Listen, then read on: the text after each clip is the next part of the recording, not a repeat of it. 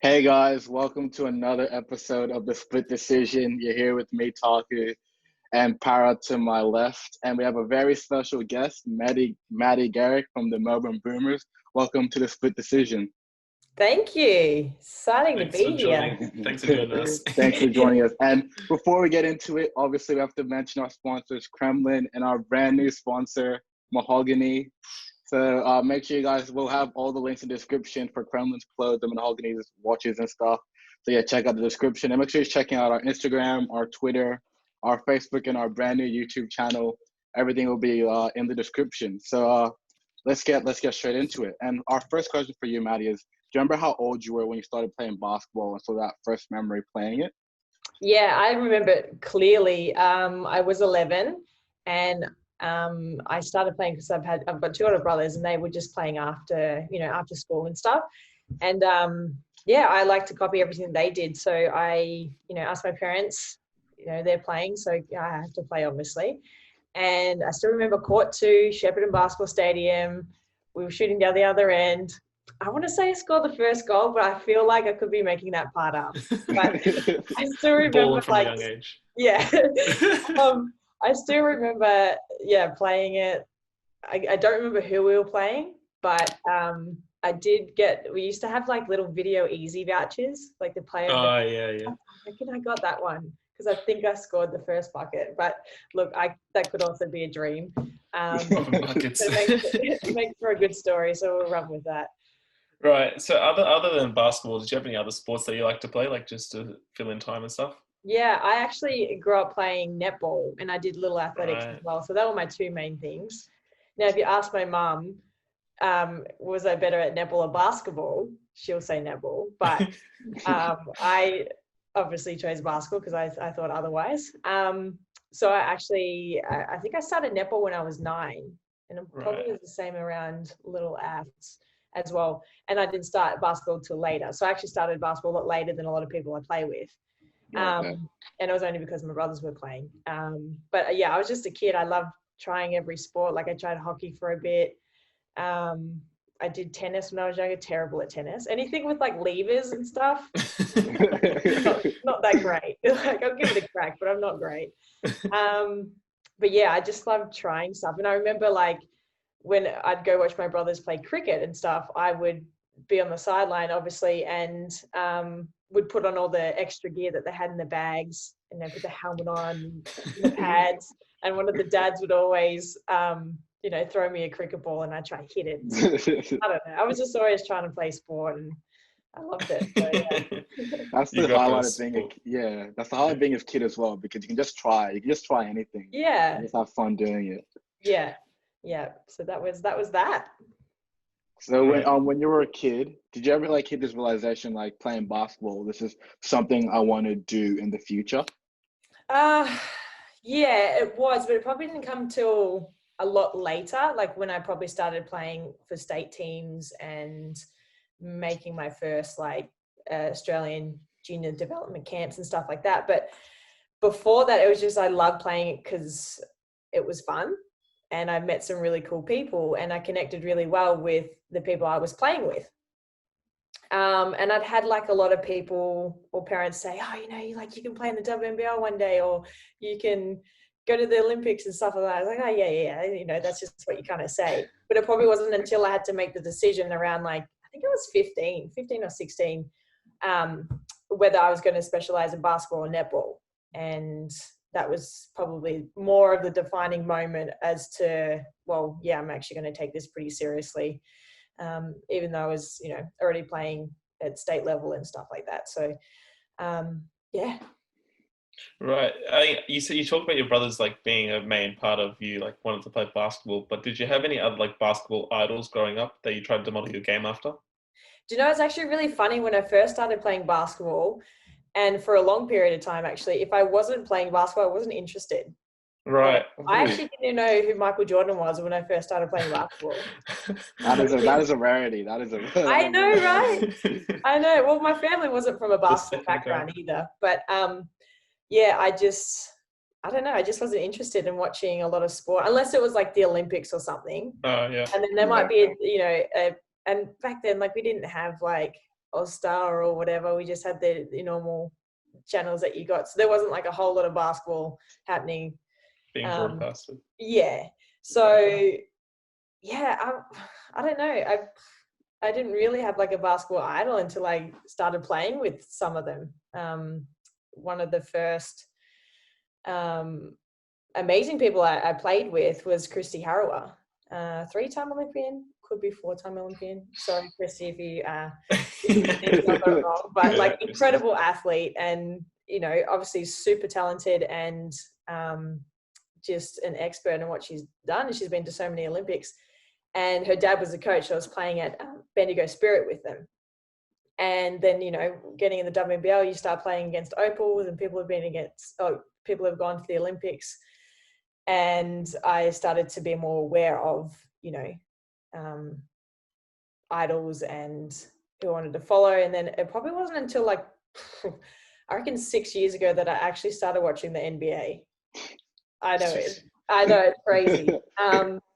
But I would say now, what's that? You watch LeBron in his prime. Yeah, I was just waiting. But yeah, I'd say now like my, top 3 would be Kyrie Irving, Steph Curry, and who else should I put in there? I have this thing for Russell Westbrook. Yeah, I love Russell. I'm Russell. obsessed with Russell. Yeah, so good. He's just so aggressive at the basket. Yeah, I love that, and he's just I know. So there you go. Top three. No LeBron. I mean, I feel like a lot of people have LeBron that like he's probably not gonna be upset if he's not in my top 3. So he's all right. Not my king. That's it. He's not my king. I mean, he's amazing. Like he's the best athlete right amazing. now. Yeah, he's amazing. Yeah. Other than basketball, like in general, did you have people that you looked up to while you were growing up? Yeah. So I will say, even though it wasn't basketball, probably my first like sporting idol was Cathy Freeman. Oh yeah. Yeah. Absolute legend. Legend. And like, if you say Cathy Freeman, you just think like 400-meter final to Sydney 2000 Olympics, like incredible. And I read her book as well. So yeah, I was kind of inspired by that. And then she went and had that amazing race and like her career and stuff. She smashed it. Yeah. Did everyone proud of Australia and the Indigenous community. She's a legend. Yeah. I mean, so moving on to like your collegiate and like teenage years. So you worked your way up through the junior ranks at the Bulleen Boomers. What was that experience like playing there? Well, it was quite a different experience for me because like I was traveling from Shepparton. So I'd finish school on a Friday night and then would travel to Melbourne. And the older I got, the later the games got. So if the game before us was like delayed or went into overtime, depending on where we were playing in Melbourne, we weren't playing until like 10 o'clock. Jesus. Wow. At night, which is crazy. But so we'd finish that and then drive home. And sometimes we'd get home to like 2 or 3 in the morning. And then I'd get up and play netball on a Saturday. And then would go back to Melbourne on a Sunday morning. So sometimes would leave at 4 or 5 in the morning, or 5 or 6 in the morning, probably not, to have like an individual training session with my coach before our team practice, and then just come home Sunday. And then during the week was starting to train with the Bendigo Spirit, which was another hour and a half. So that was like maybe Tuesday, Thursdays. So a lot of time was spent in the car. So it was but in order to be able to get to where I am today, like I needed that experience, particularly as a junior, because we didn't have that type of competition or the level of competition here. So, that's kind of just a sacrifice, one of my sacrifices I had to make in order to, get to where I am. Right, so you never really had weekends. It was always just work, like basketball and sporting wise, really. Pretty much, yeah. Because, if I wasn't playing in Melbourne, then, or I had training in Melbourne, I was away with like, the Victoria Country State team somewhere else in Victoria, having a camp all weekend, or it was like the ITC program, which is like for all country kids. And again, they were all camps all weekend, and, they were amazing for development, but when I look back and when I was going through it, I guess I was like, I hated them. I hated that whole weekend. Like, oh, it was just grueling. Like, yeah. And we'd always start our ITC camps with fitness testing as well. So you're already like kind of psyched out. Oh yeah. By the beep test, it was just but beep test. Yeah. No, I remember doing the beep test twice a year used to piss me off. Yeah. Doing it it was like, teacher, I'm injured, I can't. Yeah. The amount of amazing injuries that happened at those camps and the timing of them were quite interesting. Everyone would like miraculously recover up. It's like, oh, beep test. Yeah, I know. I can but lunchtime, I'll be at soccer at lunchtime. Incredible. Just rapid recovery from these amazing injuries that just happened out of the blue. Give it a couple of hours, you'll be right. Yeah. So you sort of mentioned, but you played for Vic Country under 16s and under 18s. What was it like playing for Vic Country at the time? Yeah, well, that was obviously the first like major team that I'd played for, because the lead up to that was just kind of playing for like Shepparton or Bulleen, and that was probably the first like, not so much professional, but like, the top level that I've been to. So yeah, I mean, and then just representing kind of your state as well was like incredible. And then obviously being exposed to a lot of other coaches to be able to go forward from there. But yeah, that was so much fun. Just a lot of stories, a lot of like, little inside jokes and good memories from those times.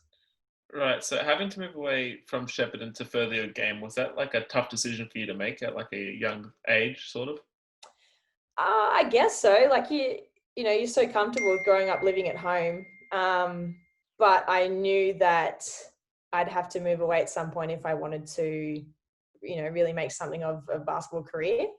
And I mean, I moved to the AIS, so like you couldn't really go anywhere better. People are like, Canberra, like, was it boring? But you know what? I'm from Shepparton. It's an upgrade. No offense to, Shepparton, but like for what I wanted to do, and I was living like amongst some of the best athletes in the entire world. And, you're kind of a product of your environment. So you're in the gym and you're seeing all these other athletes working hard, trying to make the Olympics or these, world teams and whatever else. And you just kind of, inspired to work as hard as you can. And then you've got all the support staff around, just everything pretty much at your fingertips. And it was just like heaven for me. Right. So so you went to the AIS. What was that sort of feeling like when you first found out that you were going to be, when you got the scholarship, sort of? Well, it's funny because I actually applied for a scholarship with the previous coach before I went there, and I didn't get one. So I was kind of like a bit upset by it. I'm obviously not good enough and, all that. But then when I was training with the Bendigo Spirit, the coach, Bernie Harua, called me up and was like, hey, we're playing in Canberra this weekend because the AIS used to be in the WNBA. And he's like, oh, I just want to put it out there that, we'd like to give you a run against the AIS and give you some exposure, maybe to help, the coaches see you and you might be able to get a scholarship and stuff like that. But you'd have to make your own way there. Obviously, the WNBA teams travel by plane. And anyway, Mum drove me up there. I think it was like 6 or 7 hours just to get there. And so I'd been denied and then had this call from Bernie. I can't remember the time period between, but then I played against the AIS and probably like 2 weeks later or a few days later, Phil Brown called me up and was like, hey, we saw you play against us. We're really interested. We'll pretty much have a scholarship here for you if you want to come up in a few weeks and have a look. And that was that. When I had a look, I was like, yep, let's do it. Done. Yeah. So moving on to your international career now. So you earned a gold medal at the Australian Youth Olympic Festival in 2009. Do you remember like what it was, like what that experience was like then? Like, how you felt in that moment? You know what? I actually don't remember a whole lot. I was actually going through like a really bad eating disorder at that time. So there's a lot of parts of that period of time where, for whatever reason, I don't remember a lot of things. I remember certain situations, but overall, yeah, I actually forgot that we won a gold medal. But now that you said it, I do remember standing there getting the medal, and we got like this little kangaroo, which is really cool. Oh, that's sick. And I think they had an opening ceremony, and that was like, oh, that's really cool. Like, I'd love to be able to do this at the Copper Olympics and stuff. Right. But yeah, there's a lot of that time period. I, for whatever reason, don't remember a whole lot about it. But I think, like, as well, your career, you've done so much in career, it's hard to also remember. It's hard to remember everything. Hard to remember all the accolades. It's like, oh, we had... yeah. Like, you guys are here to remind me. Don't worry, we got a research team. Yeah, appreciate you. So well, I don't know if you remember, for the also participate in the under-19 World Championships. It's like, just in general, representing Australia, what is that like? What did that mean to you? Well, it's always been a dream. It was always the dream to represent my country. Obviously, the Olympic Games has been the ultimate dream, and I'm still trying to work towards that. But yeah, to represent, well, put on the green and gold. It's probably one of the proudest moments you can ever have, or I ever had, and hopefully continue to have. It's just when you kind of reflect back to where you started from and where you're from. So, you know, country girl from Shepparton, and then I'm overseas playing for Australia on the world stage. So it's a feeling like no other, and just, you know, it's exciting, but it's also, you look back at all the hard work and all the years and time that you've put in to be in that moment. It's really something special. Right, yeah. So you represented the Australian Opens at the FIBA Women's Asia Cup in 2017, and you picked up the silver medal. What was like a highlight of that tournament for you? Well, I think the highlight was, that was my first Opals jersey that I got to wear. So my first team that I was on. So yeah, just to travel. I think also we got to travel business class, and I'd never been in business class either. I was like, I got on the plane and I was taking photos, like the first minute, I reckon, just like, oh, get me sitting down here in my little cubicle. And then like of the food. So that was probably the biggest like first highlight that I had. But yeah, probably getting the jersey and then getting on the court for the first time and sunk my first goal. So that was pretty cool. Oh yeah, sinking the first bucket. Yeah. Send a photo of Mum when you're on the plane, like, Mum, I made it. I did. Our whole like group chat was just full of like plain food, and I was like, oh my gosh, look at this. Like, I sent a picture of the menu too, I think. I was like, just so intrigued by the whole thing. I was like, when I first went on a trip by myself, I was sending my mom the most random photos. She's like, I don't, why are you sending me this? Yeah, right? Everything's just so much more exciting. It's like, Mom, be proud, come on. Yeah. I'm on a plane. We made it. We made it, yeah. Oh, so God. You've made the Australia team both on the youth level and the senior level. Is there a difference between between the two?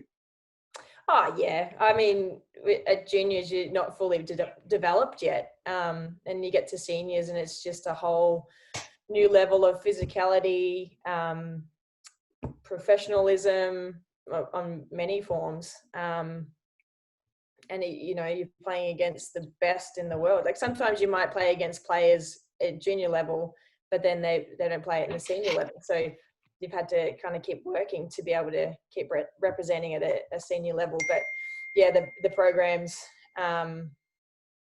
sorry, I just got a message. I got all good. It's no stress. Yeah.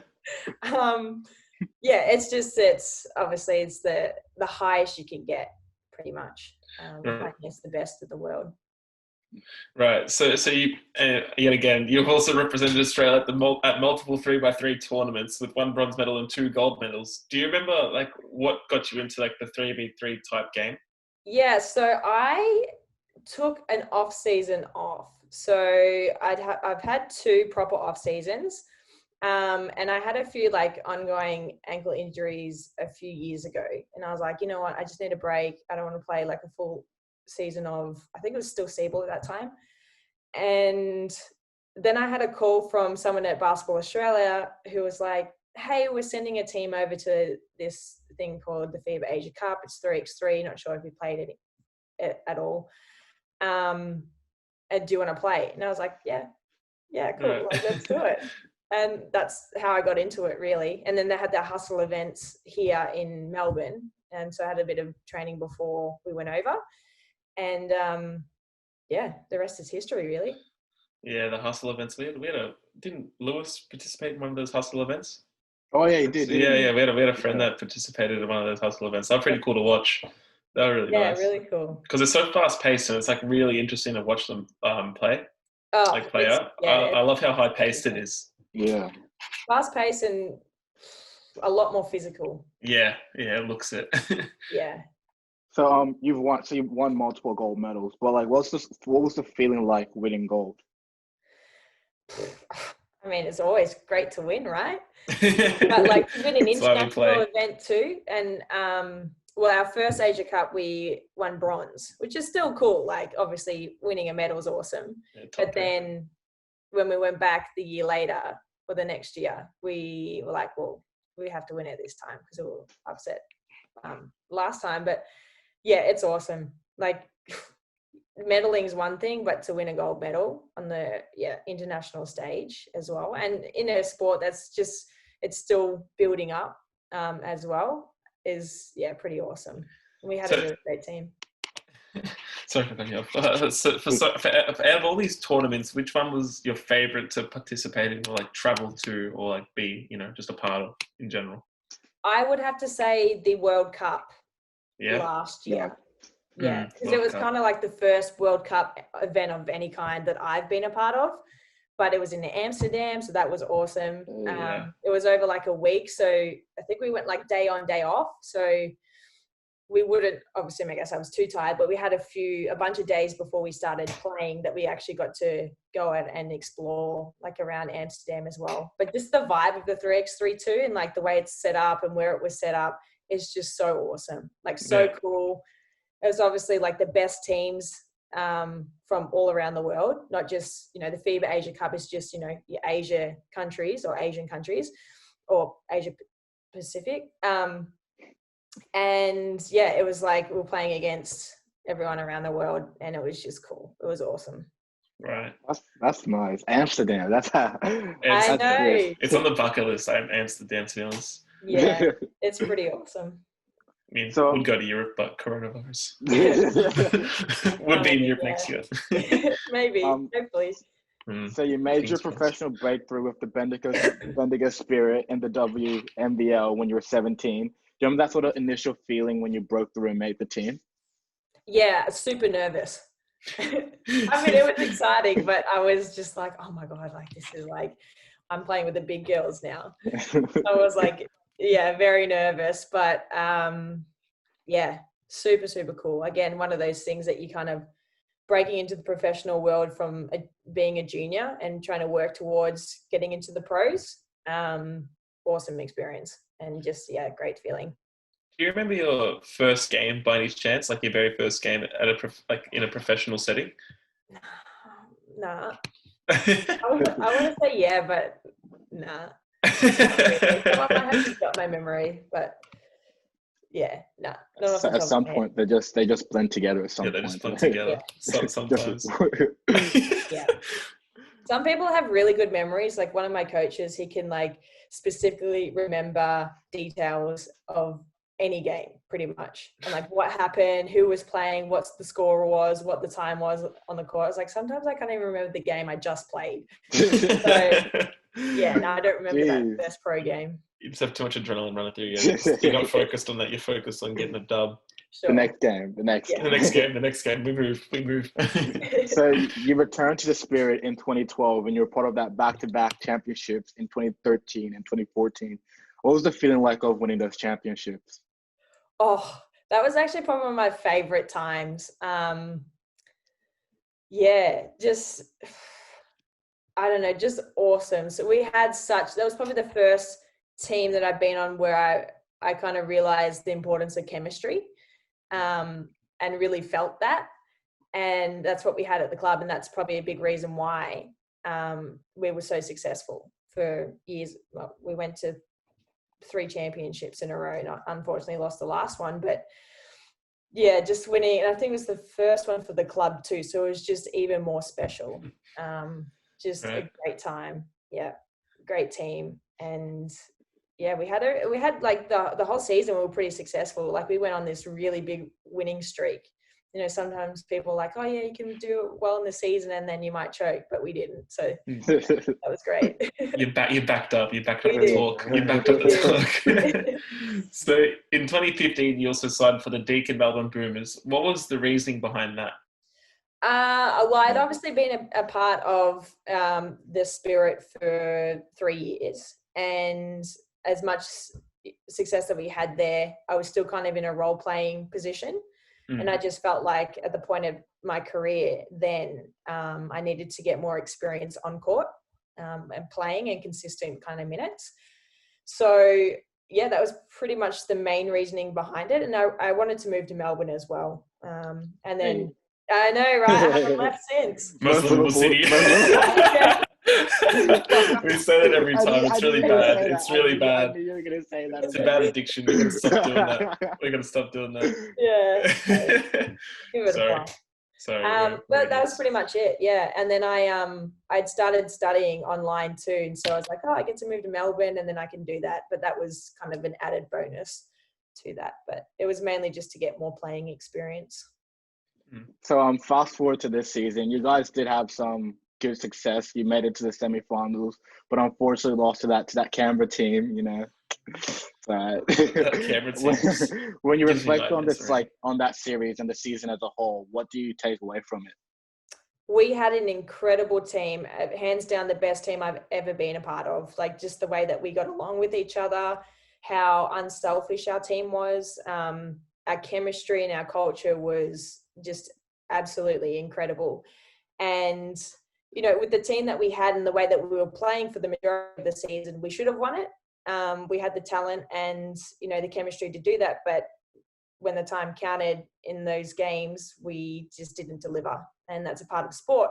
So, I mean, that was disappointing. But I'm actually really excited to get started with this season because, you know, we're going to have a bunch of people back from next season. So we don't even have to work on that chemistry bit. We already know each other and what worked and what didn't work last season. We can kind of just start where we left off from last season. But yeah, just an abrupt ending to the season. That was just so much fun. Speaking of the next season coming up, is there any talk of when it'll be coming back by any chance? Well, they did announce that the season was supposed to be starting around the 20th of November. Whether or not that's going to change with things going on, I think we kind of all just need to have an open mind to things possibly changing. But at this stage, yeah, that's given the start date. So a lot of people will start pre-season at least a month or maybe 2 months beforehand. Paris keen to get to the game. I'm keen to get into the game, man. I can't wait. I just want sport to return. I know, yeah. I'm so keen. It's going to be great when it's So for those of our listeners who haven't watched you play basketball before, how would you describe your game to them?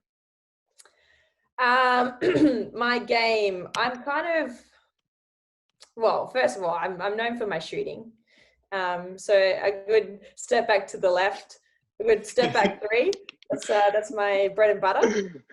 I don't want to give too much away in case, you know, people are scouting already. Yeah, we're watching this people. We're watching this people. Don't worry.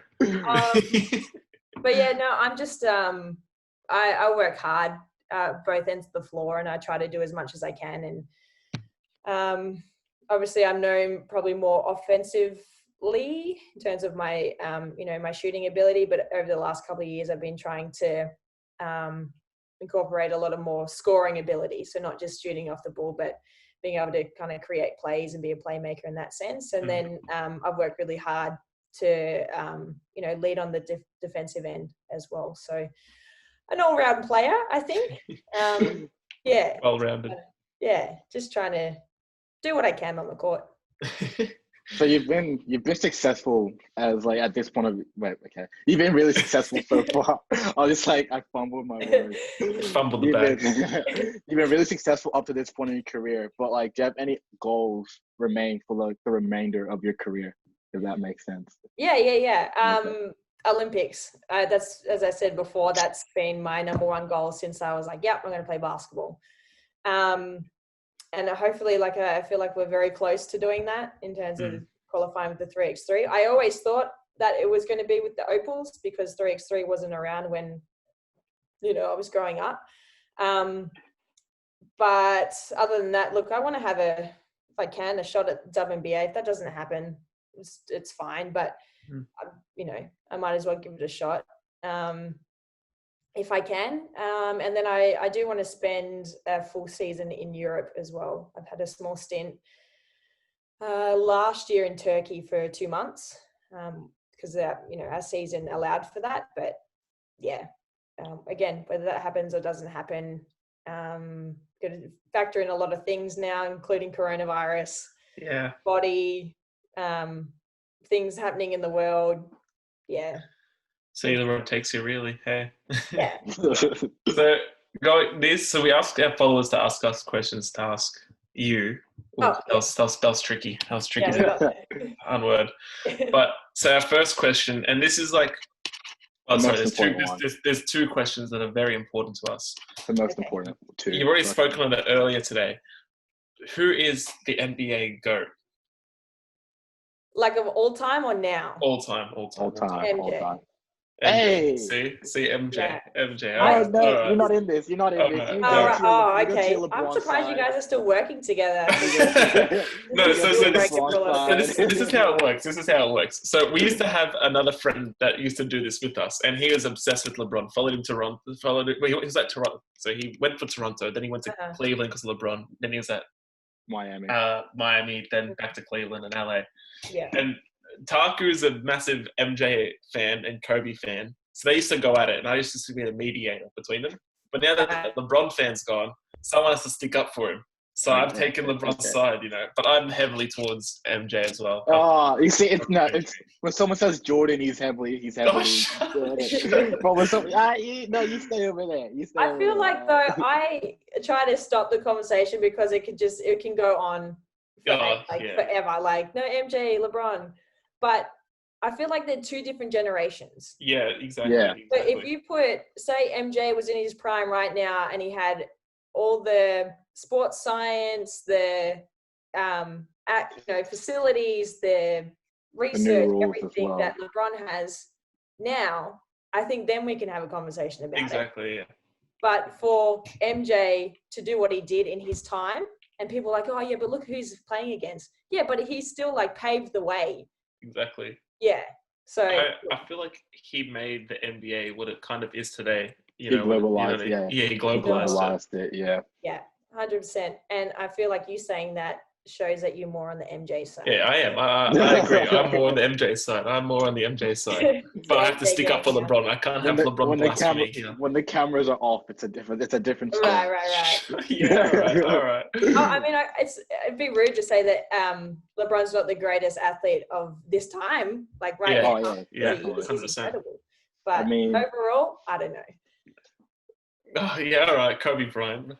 Kobe's he's pretty he's 2000 and 2010. It was Kobe, 100%. Yeah. It's a conversation that could go on for ages. For sure. It's a conversation. Yeah. So we'll move to the next important question. An equally as important question. Who is? There's a lot of arguments over this. Not really. It's been pretty consensus. No, because we usually have different answers to the guests on the show. That's true. That is true. Yeah. Who is your WNBA GOAT?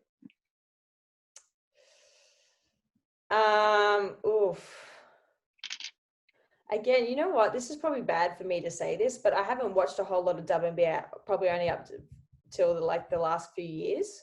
Same. And just seeing clips online and everything. But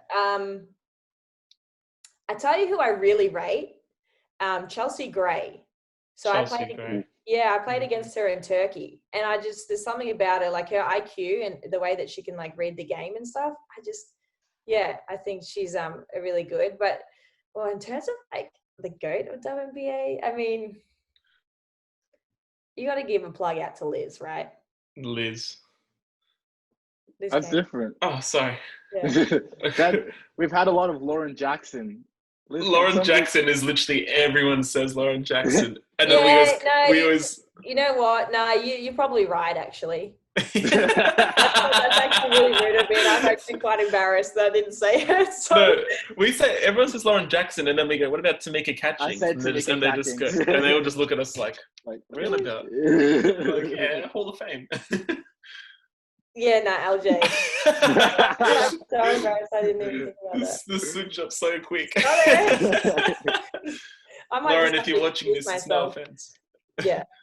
Lauren, no offense. No, she's the GOAT. Yeah. I'm talking about like of this time. Again, like which generation are we talking? Are we talking all time or like right now? Well, if you want to put all time, LJ. Yeah, all right. LJ all time. LJ all time. Yeah. All right. Okay. So give him a second. Yeah, right. So like fans only see sort of the surface of what professional athletes do, like practice and games pretty much. But what's sort of one thing that professional athletes go through that fans wouldn't know about? I would just think that even though we're kind of seen as professional athletes, and a lot of people think that like, oh, we start here and then we just got to here. We actually go through very similar things, if not the same things, as a lot of, I don't want to say normal people, but you know, everyday everyone else, yeah. So you know, mental health problems or issues or things related to that, a lot of athletes go through, and that might be personal, it might be towards performance, you know, anxiety, depression, and I think now, like over the last few years, there's a lot more normalization of being able to talk about mental health and athletes being able to speak about things that they've gone through. So like for me, I went through an eating disorder when I was younger, and I'm trying to help athletes or anyone really that are going through the same thing, and it kind of puts us on the same level as everyone, which I think is really great, to kind of show that we go through these things but we can still get to this level. But I think things around, you know, mental health, and they vary in what they are, and what they're related to, but I would say that's probably their biggest thing. And like Kevin Love has done a good job at that as well, because Kevin Love has really been pushed. Kevin Love, and I just because I always see it, but Kevin Love and DeMar DeRozan are really talking about depression in like the NBA and stuff like that. And it does shed a light that like we're all the same. We all go through like the same sort of waves of the ups and downs, no matter who you are and what you do. Exactly. Yeah. We're all human. That's exactly. Yeah. Moving on to a happier note. What has been your favorite like memory so far in your playing career? Gosh, I have a lot, I guess, but I mean, I have to sit here and say that representing Australia is obviously always going to be one of the best and happiest like moments that I've had. But the WNBL team that we had last year, and the way that we all just got along with each other and how much fun we had just playing, and that we really wanted to be like around each other away from basketball, says a lot about how, you know, the culture was so great. So I'd have to say I had the best time last season, and it was just so much fun. So I'm probably going to have to say that. Yeah. Too easy. So, do you have a specific pre-game routine, like superstitions? Do you have any superstitions? Oh, I used to have so many that I'd get caught up in them, and I'm like, don't do this. It used to be like had the opposite effect pretty much, because I had so many. from like the time I woke up to the things that I ate, the amount of things that I had to do of some kind, things that I wore. It was just like, it was overwhelming. And then I just was like, oh, whatever. So now, like, I have like a few, but if I can't do them, that's fine. But the main things that I need is I like to have shoot around in the morning. And if we don't have like a scheduled team one, I like to try get a basketball and just kind of dribble it around just to get some touch. And then I like to get, it's probably more suited for home games. I like to get to the game before everyone else. So we have to be there as a team an hour and a half before tip off. So I'll get there like 2 hours before a game so I can go out and shoot again and just kind of take my time getting ready. But I just have to have a good pre-game meal and a nap. The nap is vital. Oh my God. Nap is always vital. Like I probably couldn't even get through the day if I had a game or not anyway, without a nap. So I can heavily back that. I've been saying this for months. Naps are underrated. Sleep is underrated. I'm telling you. That's three of us. That's three of us. Sleep is underrated. The nap is vital. I can back the nap is underrated. In the car on the way to my game, I'm just like sitting there, it's like Dad's driving. I'm just like, all right, see you later. I'll wake me up when we get there. Exactly. Yeah, so that's probably the only thing. And now I've started adding in like meditation as well, just to calm everything. So that kind of takes the role of all those other superstitions that I had that would kind of make me stay in the moment or be stressed out because I hadn't done one. That's probably it. Just having a good feed, a nap, and then doing some meditation. Just lower the arousal level. Yeah. Hey, kids, you know what I'm talking about. Hey, kids. Yeah, that optimal performance zone. Exactly. Oh, she knows. She knows. We always say it, and then no one gets what we're talking about. We're just like, Mr. Hayes would be proud. Mr. Hayes would love us. He's a good-looking bloke. Relax. He was a legend. I mean, so other than basketball, like, what are you doing in your spare? Like, what are you doing in your spare time? Well, I have a lot of it right now, that's for sure. Yeah, that's true.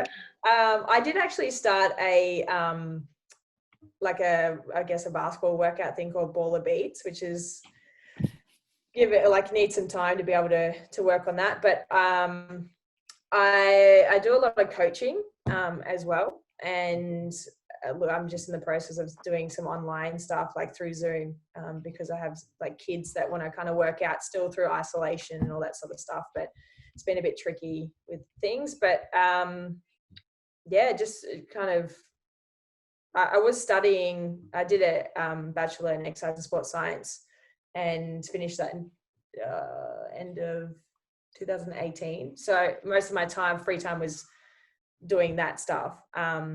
And some other things around that, but just been focusing on basketball for a while and trying to get back into doing some more coaching. Right. What university did you study at? Deakin. Oh, right. Shout out. Right. Hey, Deakin. I studied the same course at La Trobe. Oh, there you go. Just kind of trying to build up things around. I'm doing a lot more stuff in mental health as well too. So talking to groups of people and kids and, whether that's in groups or at schools or one-on-one type stuff. And a lot of, I guess my time now are filled with appearances in different sense, either clinics, coaching, mental health stuff, mentoring, that sort of thing, which is really cool. And I guess the time to do that. And then the other time is either just chilling out or making Baller Beats videos. Baller Beats. Shout out. So, if you were not a professional basketball player, what do you think you would be doing? Good question. Depending on the skills that I had. Wait, is this if I wasn't playing basketball and with the other skills that I have, or if I had all the skills in the world? What do you reckon? What do you reckon, Taku? Now, we'll say if you weren't playing ball, like you just sort of go back to before then. Does that make sense? Yeah, I'd probably play netball. Yeah. Ball at netball, yeah. That's fair. Yeah, it's fair enough. You said Mum said you were better at netball. You know what? Take it. I'd probably play netball. Shout out to Mum. I've been playing sport of some kind. Yeah. Yeah. You can never escape it. Sports it's infectious. Once you have it, you never get rid of it. It's one of those things. So I guess our final question for you is, if you had any advice for like a young Australian kid who wants to play pro or like, you know, go further in their sport, like in the future, what would you give them? I had a coach say to me once that don't go out and practice bad habits. So if you're going to any sort of practice or you're just going out to shoot, like do it as best as you can. Because if you're not doing it as best as you can, you're practicing bad habits. Like you're practicing being not good at it, if that kind of makes sense. Yeah. But I saw this quote once and it stuck with me. It's like, do something today your future self will thank you for.